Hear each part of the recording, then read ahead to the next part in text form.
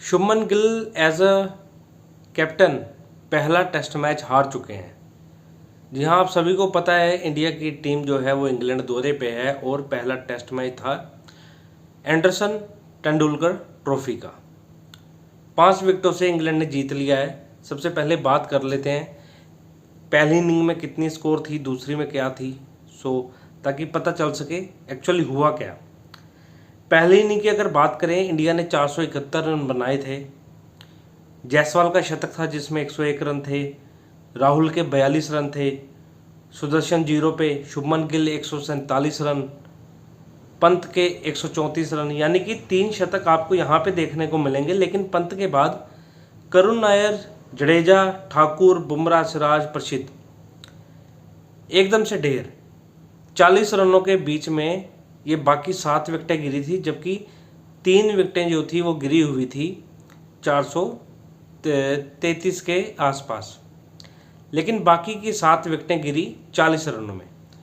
सबसे पहले यहाँ पे जो है इंडिया जो है वो अपना मौका गवाती है, बिकॉज ये जो 471 था पहली इनिंग का, ये 600 बड़े आराम से हो सकता था। कोई जल्दी नहीं थी। सबसे पहले आप बैटिंग कर रहे थे, आपने उनको एक अच्छी खासी लीड देनी थी ताकि वो जब दूसरी इनिंग में बैटिंग करने उतरें तो उनके पास अच्छा खासा एक पहाड़ जैसा लक्ष्य हो। आपने जो है अपना जो बिल्कुल सपोर्ट थी उसको गवा दिया। 471 रन बनाकर ही खुश हो गए कि 471 बना दिए, पता नहीं इंग्लैंड में जाके क्या उखाड़ लिया। 3 शतक लगाए, लेकिन बाकी की 7 विकेटें 41 रन में। तो ये थी पहली इनिंग की जो लेखा जोखा था कि इन्होंने क्या जो थी वो वहाँ पर करतूतें की हैं। 40 रनों में 7 विकेटें गिरा दी। बात करें तो बॉलिंग में अगर पहली इनिंग में क्रिस वॉक्स ने जो है कोई विकेट नहीं लिया, 100 रन दिए। टंग ने जो है वो 20 ओवर में 86 रन देके 4 विकेट लिए, और स्टोक्स ने जो है 4 विकेट लिए। तो उनके पास कोई ऐसा खास बॉलर नहीं है। अगर बात करें स्टोक्स की, तो स्टोक्स ये जरूर दम रखते हैं कि अपने दम पे मैच का जो रुख है उसको मोड़ सकते हैं। वो बॉलिंग अब ऐसी करते हैं। वो जब भी बॉल करने आते हैं ऐसे लगता है बॉल जो है वो लहरा रही है, कुछ ना कुछ मदद है विकेट के अंदर।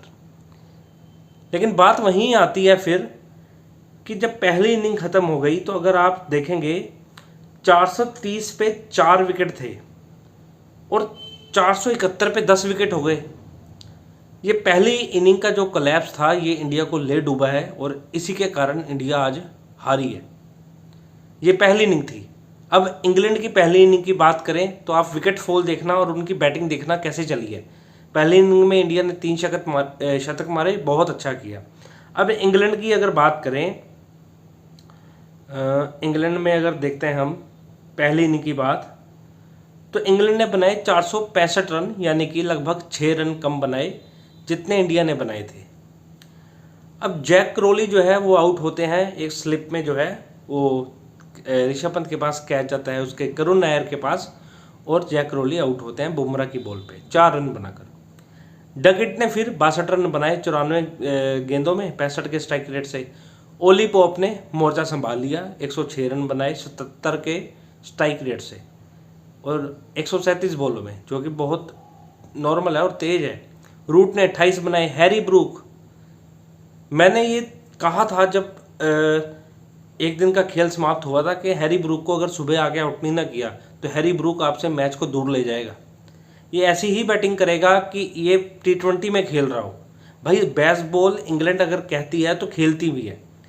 अकेला कहने से नहीं होता कि हम इंटेंट दिखाएंगे, उसको करना भी पड़ता है, और इंग्लैंड वो करती है जो वो कहते हैं। बेसबॉल अगर उन्होंने कहा है खेलेंगे तो वो खेलते हैं भाई, इसमें कोई शक वाली बात ही नहीं है।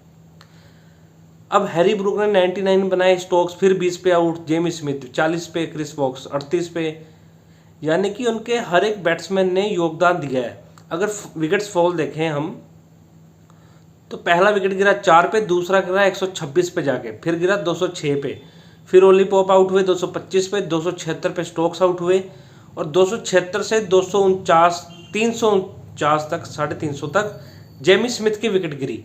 यानी कि कितनी बड़ी एक साझेदारी हो गई। और हैरी ब्रूक आउट हुए 398 पे, फिर 453, 460, 465। उनके जो लोअर ऑर्डर है, मिडिल ऑर्डर है, उन्होंने रन बनाए यार, उन्होंने योगदान दिया है। वो ऐसा नहीं हुआ कि 40 रन में 7 के 7 निपट गए हों। भाई उनके जो बॉलर भी हैं वो बैट्समैन की तरह खेलते हैं, लेकिन यहाँ बैट्समैन भी जो है वो बॉलर की तरह खेल रहा है, पता ही नहीं चल रहा उसको करना क्या है। 7 में से अगर प्रसिद्ध को निकाल दो, बुमराह को निकाल दो, सिराज को निकाल दो, बाकी 4 विकेटें तो आपने बिल्कुल एक तरफा गवा दी यार। आपने वहीं पे जो है अपना नुकसान करवा लिया, और जिसके कारण आज आप हार चुके हैं। हार की वजह यही है बस। अब आ जाओ दूसरी इनिंग में इंडिया की।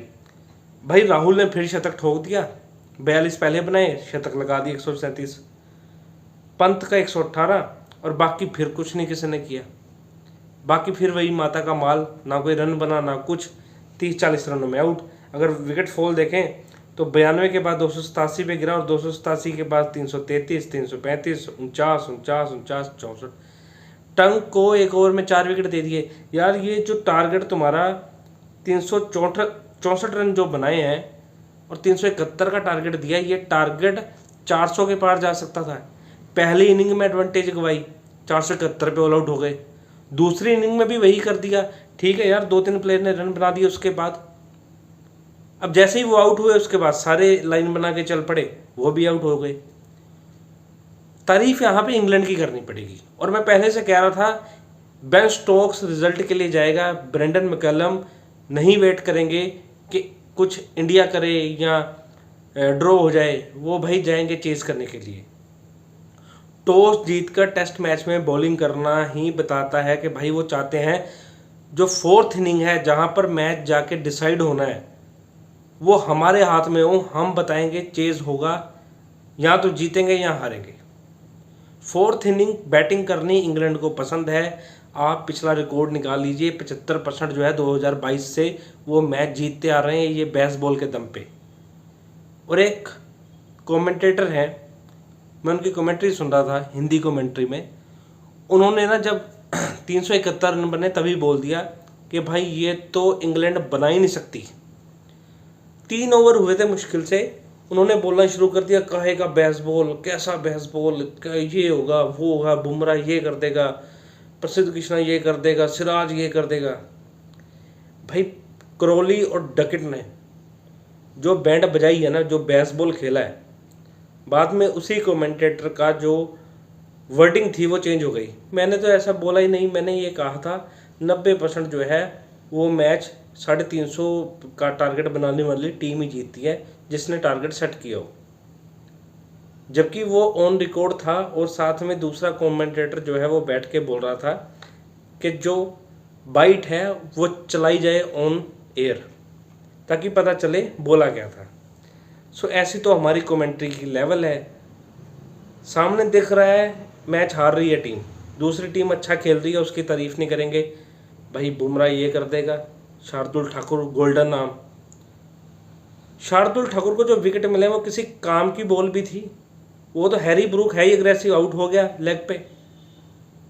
डकिट 100 जब सारा मैच लेके जा चुका है, डकिट आउट कर भी लिया तो क्या उखाड़ लिया वहां पे। ऐसे ऐसे कमेंटेटर बैठे हैं जो कि मिडो, जिसे कहते हैं ना, दलाली करते हैं वहां पे बैठ के, एक एक प्लेयर की चुन चुन के। भाई साहब इंडिया 5 विकेट से हार गया आज इसी चक्कर में। और एंडले जब 20 रन 25 रन 50 रन बचे थे ना, तब भी कमेंटेटर बैठ के बोल रहा था करिश्मा हो सकता है, इंडिया निकाल सकती है मैच, ये हो सकता है वो हो सकता है।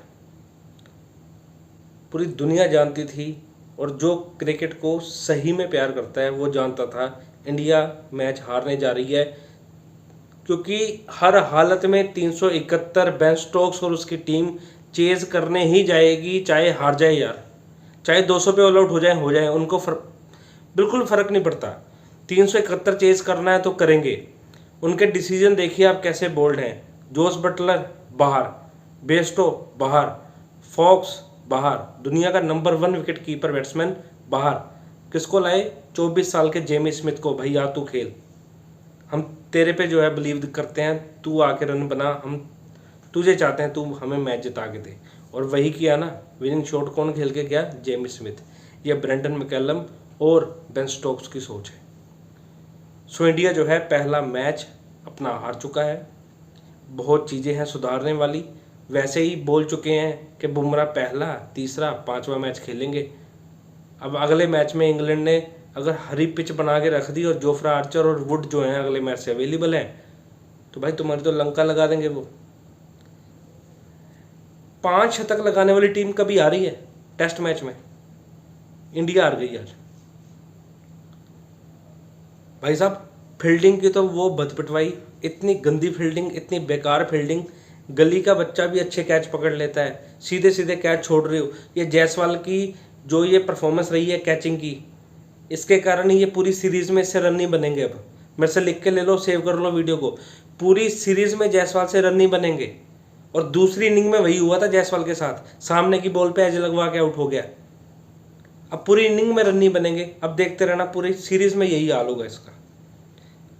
करुण नायर को 7 साल बाद मौका मिला है, ट्वीट कर दिया कि cricket please give me 1 chance, दे दिया। अब क्या कर रहा है भाई? तो 7 साल बाद चांस मिला है, दोनों इनिंग में क्या उखाड़ लिए तूने?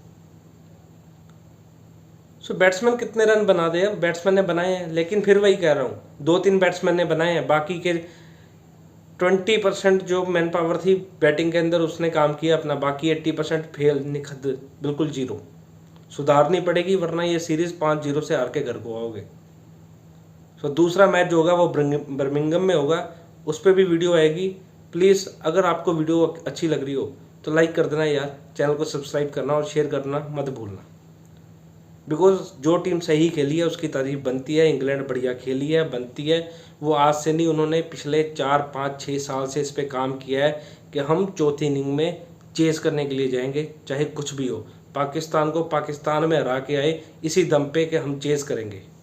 अग्रेसिव कैसे खेला जाता है टेस्ट मैच, ये बेन स्टोक्स ने बताया है कि रिजल्ट कैसे निकाला जाता है टेस्ट मैच का। हमारे यहाँ पे कोई टीम आ जाए बस गड्ढे बना के 2-2.5 दिन में मैच खत्म, रिजल्ट भी निकलेगा और इंडिया जीतेगा भी। 9 मैच की स्ट्रीक, 9 सीरीज लगातार इंडिया जीत गई। गड्ढे बनाओगे यही कुछ होगा। अब ये लीड्स की पिच कौन सी ग्रीन पिच ठीक है? यहाँ पे इंडिया के बैट्समैन रन नहीं बनाए, सबने बनाए।